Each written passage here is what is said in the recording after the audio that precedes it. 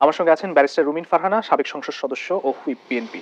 আছেন আনিস আলমগীর, সিনিয়র সাংবাদিক। দুজনকে স্বাগত জানাচ্ছি। আমি প্রথমে ব্যারিস্টার রুমিন ফারহানা আপনাকে দিয়ে শুরু করতে চাই। সোহাগ হত্যা, মাহবুব হত্যা, এর আরো বেশ কিছু হত্যাকাণ্ড আমরা লক্ষ্য করেছি। বেশ কিছু, এর দায় আসলে কার? রাষ্ট্রের নিরাপত্তা ব্যবস্থার ব্যর্থতা বলবেন, নাকি আইন শৃঙ্খলা বাহিনীর নাজুক পরিস্থিতিকে দায়ী করবেন? আপনাকে অসংখ্য ধন্যবাদ। আমি শুরুতে আপনাকে একটা পরিসংখ্যান দেই। এই বছর প্রথম 4 মাসে হত্যাকাণ্ডের শিকার হয়েছে 1300 সামথিং। এর আগের বছরগুলোর সঙ্গে যদি আপনি তুলনা করেন, এই সংখ্যাটি কখনো 55, কখনো 54, কখনো 51, কখনো 47। আমি 2020 সাল থেকে 24 পর্যন্ত পরিসংখ্যান দিলাম। 25-এ গিয়ে প্রথম 4 মাসে এটা 1300 সামথিং ক্রস করলো। সমকালের রিপোর্ট, এটি যে কেউ ভেরিফাই করে নিতে পারে। বাংলাদেশে আইন শৃঙ্খলার পরিস্থিতি কোথায় গিয়ে দাঁড়িয়েছে এটা নিয়ে কথা বলতে আসলে এখন নতুন করে বলার কিছু নাই। আজকে আমরা সোহাগকে নিয়ে যখন আলোচনা করছি, এই হত্যাকাণ্ডটি বর্বরতার সকল সীমাকে ছাড়িয়ে গেছে। এবং সত্যি বলতে কি, ভিডিওটি আমি দেখতে পারিনি। আমি যখন একটা পর্যায়ে গিয়ে আমার মনে হচ্ছে যেটা আর আমার পক্ষে দেখা সম্ভব না, সো আমি দেখিনি ভিডিওটি। কিন্তু আমি অনুমান করতে পারি এরকম নৃশংসতা বোধহয় বিশ্বজিতের সঙ্গে তুলনীয়, যেটা অনেকেই তুলনা করেছেন। কিন্তু একই সঙ্গে আমি কয়েকটা প্রশ্ন আজকে রাখতে চাই। এই যে ঘটনাটি ঘটলো, এর আগে গত 9 মাস ধরে আমরা কি ধারাবাহিকভাবে দেখিনি আইন শৃঙ্খলা পরিস্থিতির অবনতি কিভাবে হচ্ছে? আমরা কি দেখিনি যে 100টার উপর মাজার ভাঙা হয়েছে? আমরা দেখেছি নারী ফুটবলারদের ফুটবল খেলা বন্ধ করার পায়তারা হয়েছে। আমরা দেখেছি নারীর পোশাকের উপর পুলিশিং হয়েছে। আমরা দেখেছি মব হয়ে বিভিন্ন বাড়িতে ঢুকে গিয়ে x Awami League, x MP এর পরিচয়ে, এমনকি একজন সাংসদের সাবেক স্ত্রী, তার বাড়িতেও, তিনি বিদেশে আছেন, তার খালি বাড়ি, সেই বাড়িতেও লোকজন ঢুকে গেছে। আমরা কি দেখিনি এই ঘটনাগুলো? আমরা তো দেখেছি। এর মধ্যে কয়টা ঘটনায় ব্যবস্থা নেওয়া হয়েছে? আমরা দেখেছি নারীর পোশাক নিয়ে কটূক্তি করার পরে যখন গ্রেফতার হয়েছেন এক ব্যক্তি, তাকে বরণ করে নেয়ার জন্য ফুলের মালা নিয়ে লোকজন থানার বাইরে অবস্থান করেছে। আমরা দেখেছি সাবেক সিইসি, তিনি হয়তো মৃত্যুদণ্ড পাওয়ার মতন অপরাধ করেছেন। আপনি তাকে মৃত্যুদণ্ড দেন দেশের আইন অনুযায়ী, কিন্তু আপনি তাকে জুতার মালা পরাবেন, আপনি তার গায়ে ডিম ছুড়বেন, সেটা কি হতে পারে? এটা কি সভ্য দেশে হয়?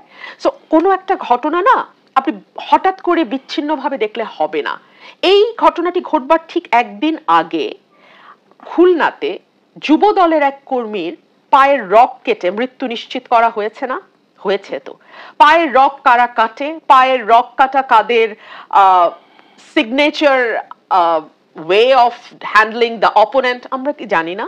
আমরা তো জানি।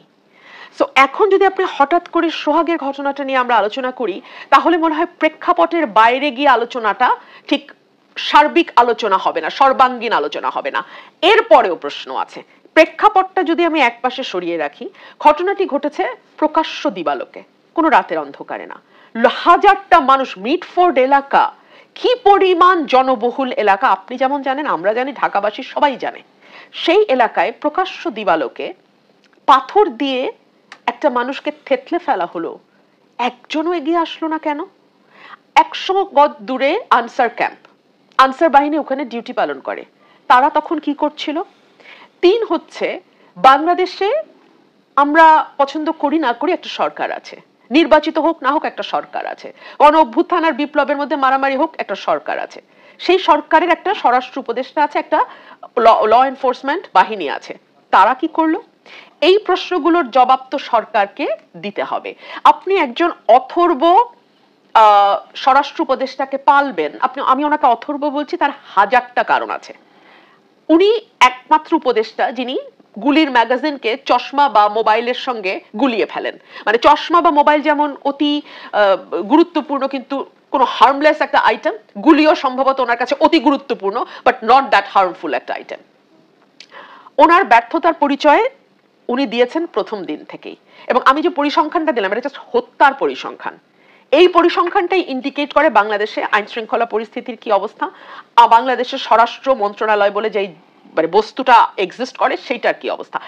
আজকে বিএনপির অ্যাক্টিং চেয়ারম্যান জনাব তারেক রহমান একটা অত্যন্ত ভাইটাল কোয়েশ্চেন তুলেছেন। ভিডিওতে পরিষ্কার দেখা গেছে কে এই মাথা থেতলে দিয়েছে, তাকে কেন গ্রেফতার করা হচ্ছে না? আমরা তো সাধারণত আর্মস দেখলে লোকে সরে যায়, ফায়ার আর্মস দেখলে লোকে সরে যায়, ইট পাথর এগুলো লাঠি এগুলো দেখলে তো মানুষ সরে না। তাহলে ওই লোকগুলোকে কারা কন্ট্রোল করছিল যখন সোহাগের উপর অ্যাটাক হয়? কারা ওই চারপাশের মানুষদেরকে ভীতির মধ্যে রেখেছিল যে এখনো প্রথম আলোতে কথা বলতে গেলে প্রত্যক্ষদর্শীরা নাম গোপন রাখার শর্তে কথা বলছেন?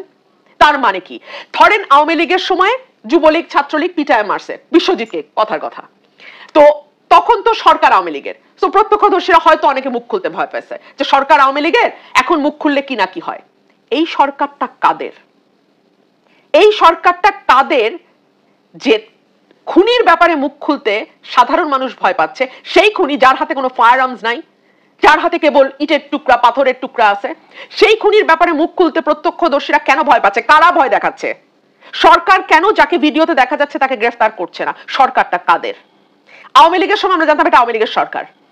আমি যদি প্রশ্ন করি ইউনূস সরকার কাদের সরকার, আমি সত্যিই জানি না ইউনূস সরকার কাদের সরকার। আমি বিশেষ করে সোহাগের ঘটনার পরে আমি সত্যিই জানি না। এবং সোহাগের ঘটনাটা ঘটলো ঠিক যুবদলের একজন নেতার বা একজন কর্মীর পায়ের দুটো রগ কাটার পরে। পায়ের রগ কেটে যুবদলের কর্মীর মৃত্যু নিশ্চিতের পরদিনই সোহাগের ঘটনা ঘটলো। কেন? হত্যার ঘটনা আগেই ঘটেছে, দুদিন আগে। কেন? আমি আসবো আপনার কাছে। আমি একটু আনিস আলমগীর আপনার কাছে আসি। এই ঘটনা আসলে রাজনৈতিক দায় কতটুকু সেটি হয়তো থাকতে পারে। আইন শৃঙ্খলা বাহিনীর দায়িত্ব তো সরকার। আজকে তারেক রহমানও বলেছেন যে আইন শৃঙ্খলা বাহিনী চালায় সরকার, অপরাধীদের সরকার ধরছে না কেন? দুদিন পরে আমরা দেখলাম যে যাদেরকে ধরা হলো, 2 বা 3 জনকে ধরা হলো, তাদেরকে রিমান্ডে নেওয়া হলো, 2 দিন লাগলো এই ঘটনার অ্যারেস্ট করতে। রাইট, এটা খুব আনফরচুনেট যে ঢাকা শহরের মতো একটা জায়গায় এ ধরনের একটা ঘটনা ঘটলো বুধবারে, সেটা মামলা হলো তার পরের দিন, বৃহস্পতিবার মামলা হলো, শুক্রবারে রাতে গিয়ে বিকালে গিয়ে এটা ভাইরাল হচ্ছে। তার মানে কি, মিডিয়া কোথায়? এই দেশে কি মিডিয়া কার্যকর আছে আর বলা যাবে? এরকম শহরের মধ্যে একটা ইভেন্ট যখন মিডিয়া কাভার করতে পারে না, মিডিয়া জানে না। আগে তো আমরা দেখতাম যে ক্রাইম রিপোর্টার যারা আছে তারা থানা রাউন্ড অফ করতো, সেখান থেকে তারা জানতে পারতো যে আজকে শহরে কি ক্রাইম হয়েছে সবগুলো। এটা কিন্তু সেই পুরনো আমল থেকে, এরশাদ, বিএনপি, আওয়ামী লীগ সব আমল থেকে হয়েছে। তাহলে সেই রাউন্ড অফ কি চলে গেছে এই রিপোর্টারদের জন্য? এরা জানে না কেন? এরা সোশ্যাল মিডিয়ার প্রেক্ষিতে এরা জানছে যে দেশে এরকম একটা ভয়াবহ ঘটনা ঘটেছে, রাজনৈতিক দলগুলো জানছে, সব প্রতিক্রিয়া দিচ্ছে, সবাই বিমর্ষ হচ্ছে, মানে আশ্চর্য হচ্ছে এই ধরনের ঘটনা কিভাবে করতে পারে, পাথরটা যে কিভাবে মারছে। আমি তো মানে না দেখার তালে থাকি সবসময় এগুলো, কিন্তু আমার ইনবক্স হোয়াটসঅ্যাপ ভরাই ফেলতেছে এগুলা যে কেন কিছু বলেন না, কেন কিছু বলেন না। তো খুলে দেখি যে কি বিভৎস, তখন তার চুপ থাকতে পারে না। এবং আমি তো প্রথমেই বলবো এটা ডক্টর ইউনূসের ব্যর্থতা। ডক্টর ইউনূসের যে একটা সরকার আছে সেটা তো এখানে কোনো টের পাওয়া যায় না। উনি এই দেশটাকে, আমি বারবার বলছি, উনি এখানে এসেছেন এই দেশটাকে তছনছ করে দেওয়ার জন্য, এবং উনি এই তছনছ করে দিয়ে প্যারিসে বা অন্য কোথাও চলে যাবেন। কিন্তু তার ভগ্নাংশ, তার দায় দায়িত্ব এই আমাদেরকে ভোগ করতে হবে, যারা আগামীতে সরকার গঠন করবে তাদেরকে ভোগ করতে হবে। সমাজটা যে উনি যে তছনছ করে দিয়েছেন, এখানে যে ল অ্যান্ড অর্ডার নাই, সেগুলো তো উনার কারণে হচ্ছে। উনি তো কোনো পদক্ষেপ নিচ্ছেন না। আমি যখন আমার স্ট্যাটাস দিলাম এটা নিন্দা করে, উনার কাছে জবাব চাইলাম, উনার অথর্ব স্বরাষ্ট্রমন্ত্রীর কাছে জবাব চাইলাম, আমাকে তখন কিছু বট বাহিনী, যেগুলোকে অনেকে চেনে এখন, গালাগালি করছে যে আপনি তারেক রহমানকে কেন দায়ী করছেন না, তারেক রহমানকে। আমি তো তারেক রহমানকে আমি দায়ী অবশ্যই করব, কিন্তু কথা হচ্ছে সরকারে তো সে নাই, তাকে যে আমি বলবো আপনি এটা করেছেন কেন। সে যদি সরকারে থাকতো তাহলে তো আমি তাকে ডাইরেক্ট দায়ী করতে পারতাম। আমার সেই লেখা তো তারেক রহমানকে দায়ী করছি।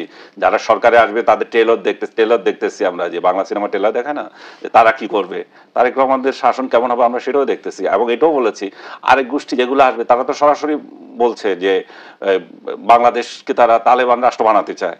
তো একটা তালেবান রাষ্ট্র বানাতে চায়, আরেকটা কি করবে। এই গত 11 মাস ধরে এমন কোনো চাঁদাবাদী জায়গা নাই বিএনপি সেখানে যায় নাই, চাঁদাবাদী করেছে এমন কোনো জায়গা নাই তারা সেখানে, মবের মধ্যে তারা একেবারে ছিল না, তারাই বেশিরভাগ মব করেছে। এমন কোনো জায়গা নাই আওয়ামী লীগ নেতাদেরকে হেনস্থাতে তারা ছিল না, তারা ছিল, এবং অনেকে টাকা ইনকাম করেছে। আমি যদি পার্সোনাল অ্যাকাউন্ট থেকে বলি, আমি একটা উপজেলা চেয়ারম্যানকে চিনতাম বিএনপির, ওইটা বিএনপি আওয়ামী লীগ আমলে নির্বাচিত হয়েছে, তাকে হাত কড়া পরিয়ে নিয়ে যাচ্ছে আওয়ামী লীগ সরকার। আমি তার নিন্দা করে ফেসবুকে স্ট্যাটাস দিয়েছিলাম। সেই উপজেলা চেয়ারম্যান আমি এখন দেখি যে 300 না 400 কোটি টাকার মালিক। এই যে 5 আগস্টের পরে এমন কোনো জায়গা নাই তার উপজেলায়, আমি উপজেলার নাম নাই বললাম, জানের ভয়ে বলবো না। উনি যে বলতেছিলেন যে লোকজন বলতেছে না কেন, কে সরকার আছে, বিএনপির ভয়েও বলে না, কারণ এরা এত দুর্বৃত্ত হয়ে গেছে, এদের লোকজন এত বেশি আছে। এখন উনি রুমিন খুব ভালো করে বলছে ইউনূস সরকার যে আসলে কে চালাচ্ছে, ইউনূস কার সরকার এটা কেউ জানে না। ইউনূস আসলে কার সরকার এটাই সবচেয়ে বড় আতঙ্কের বিষয়। সরকার কি বিএনপি চালাচ্ছে, সরকার কি জামাত চালাচ্ছে, নাকি এনসিপি চালাচ্ছে? কিন্তু এটা ক্লিয়ার যে ইউনূসের দুই পকেটে, এক পকেটে জামাত আছে আর এক পকেটে এনসিপি আছে। কিন্তু বিএনপি ক্ষমতায় নাই, কিন্তু ক্ষমতা ভোগ করছে। সেই ক্ষমতা ভোগ করছে বলে ওই উপজেলা চেয়ারম্যান যার কথা বলছি আমি, সে 400 কোটি টাকার মালিক হয় এবং এমন কোনো জায়গা নাই তাকে চাঁদা দিতে হচ্ছে না। আমি এক উপজেলায় দেখেছি, কিন্তু বাকি উপজেলাগুলোতে কি হবে তাহলে বুঝতে পারেন। একটা পাতি নেতাকে দেখেছি, তাকে পুলিশ গার্ড দিচ্ছে। আমি বলি ওর সাথে গার্ড কেন? বলে যে সে এবার উপজেলা ইউনিয়ন পরিষদের চেয়ারম্যানে দাঁড়াবে। তাহলে বুঝতে পারেন যে কি ধরনের ইউনূস। এক ধরনের বলতে পারে যে আমি তো অসহায়, আমি তো কিছু করতে, তাহলে অসহায় আপনি চলে যান। আপনি অসহায়, আপনি এই দায়িত্ব নিয়েছেন কেন? এবং আপনার এই অসহায়ত্বের জন্য সারা বাংলাদেশের মানুষ আতঙ্কিত। বাংলাদেশের মানুষ জানে না আগামীকাল তার কি পরিস্থিতি হবে, এমন পরিস্থিতিতে দাঁড়িয়েছে। গতকাল সোহাগ মারা গেছে, আজকে আরেকজন মারা গেছে, কালকে আমাকেও মারতে পারে। যে বেশি কথা বলে কেন? এই মবের বিরুদ্ধে কথা বলছে কেন? মব কালচার কোথা থেকে আসলো? 5 আগস্ট থেকে তো শুরু হলো সেটা। বাংলাদেশের সেনাবাহিনীর উপস্থিতিতে বঙ্গভবন, গণভবনে হামলা হলো, লুটপাট হলো। আমাদের প্রধানমন্ত্রীর অফিস লুটপাট হলো। তারপরে সংসদ ভবন লুটপাট হলো, হামলা হলো। 32 নম্বর লুটপাট হলো, আমার চোখের সামনে দেখলাম আমি যে লুটপাট হচ্ছে, আমি ভিডিও করেছি এগুলার। তো এই ঘটনাগুলো ঘটতে দিয়েছে কে? বাংলাদেশ আর্মি তখন ছিল, বাংলাদেশ আর্মি বলেছে যে আমরা এগুলো দেখছি, তাহলে ওনাদের সামনে এগুলো ঘটেছে। সেই সেটার ধারাবাহিকতা চলছে। সরকার পরিবর্তন কি অতীতে হয় নাই? 90-এর অভ্যুত্থানের সময় তো আমরা ছাত্র ছিলাম, আমরা তো কারো বাড়িতে যাই নাই, আমরা তো কোনো নেতাকে হুমকি দিই নাই, কোনোদিন সরকারি সম্পত্তি তো ধ্বংস হয় নাই। তাহলে ডক্টর ইউনূসের সাথে এই যে উনি যে সরকারে গঠন করবেন, ওনার সাথে তো 5 তারিখে কথাবার্তা হয়ে গেছে, ওনার আগেও হয়ে গেছে। উনি তো নির্দেশ দিতে পারেন নাই যে তোমরা এগুলো থামাও, কারণ এটাতে তো আমাকেই বসতে হবে, এই গদিতে তো আমি বসবো, এই দেশটা তো আমি চালাবো। এবং পুলিশ হত্যা হলো, পুলিশ হত্যাও থামানো হয়নি।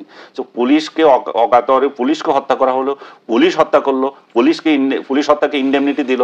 তো এইগুলো হচ্ছে সব মবের সব কালচার তো এখান থেকে শুরু হয়েছে। এখন যদি বলে যে এগুলো কেন হচ্ছে, এখনো মবের পক্ষে কথা বলে, মবকে বলছে প্রেশার গ্রুপ, সরকারের লোকেরা বলতেছে। তো সরকারের লোকেরা তো মব যে হচ্ছে এটাই স্বীকার করে না। তাহলে কেন বেপরোয়া হয়ে একজন আরেকজনকে হত্যা করবে না? যে সোহাগকে যাকে হত্যা করেছে তাকে তো বেপরোয়া হয়ে হত্যা করেছে। তারা তো দেখছে এই দেশে যে কাউকে খুন করলে কিছু হচ্ছে না, এবং সেটা 5 আগস্টের পর থেকে এবং চলেই যাচ্ছে। এর আগে শেখ হাসিনাকে যত নিন্দা করা হয়, গুম খুম হেন তেন, বিচার তো হয়েছে। যার কথা বলতেছে ছাত্রলীগ যাকে কিরিচ দিয়ে মেরেছিল, একটা ট্রেলারকে জগন্নাথ হলের ছেলেরা যে মানে জগন্নাথ ইউনিভার্সিটির ছেলেরা যে মেরেছিল, তারও তো বিচার হয়েছে। হতে পারে তাদের কয়েকজন পলাতক থাকতে পারে, হতে পারে সরকার মাফ করুক বা কিছু একটা করুক, আমি জানি না কি হয়েছে, বিচার তো হয়েছে। এখন তো এগুলোর কোনো বিচার নাই, এগুলা পুলিশ হত্যার বিচার নাই, আর বাকিগুলোর হত্যার কি বিচার হবে জানি না। আমি আজকে দেখলাম 634টা মামলার, হত্যা মামলার বিচার চলতেছে। তার অধিকাংশই দিতে পারছে না, চার্জশিট দিতে পারছে না। 70% চার্জশিটে তৈরি করতে পারছে না। আজকে 11 মাস হয়েছে, কেন তৈরি করতে পারছে না? কারণ আপনার তো অ্যাডমিনিস্ট্রেশন ছিল না। আপনার এখন হত্যা মামলা তো আপনাকে জায়েজ করতে হবে। আর সবচেয়ে বড় বিষয় হচ্ছে একটা মামলাতে 400-500 আসামি। ও যে পুলিশ কর্মকর্তা সে তো হয়রান হয়ে যাবে যে এটা করার জন্য। আসিফ নজরুল নতুন ফতোয়া দিলেন যে না, আমরা যে মামলাগুলো যে নাম আসছে সেটাতেই হবে না, আমরা এটাকে পুলিশ যে তদন্তকারী কর্মকর্তা এটা করে তারপরে এটা ঠিক হবে। তার মানে ও এখন যে সরাসরি আগে এই টাকাটা খাইতো যারা মামলা করে, মামলাবাজরা, এখন সরাসরি যে তদন্তে আছে সে খেতে পারবে। আসলে সরকারের উচিত এখানে ইন্ডিভিজুয়াল একটা তদন্ত কমিশন করে দেওয়া, বা যে মামলাটা চালাচ্ছে সে আর তদন্ত কমিটি আলাদা থাকা। তাহলে এখানে ইনভেস্টিগেশনে বেরোয় আসতে পারতো কে দায়ী আর কে দায়ী না।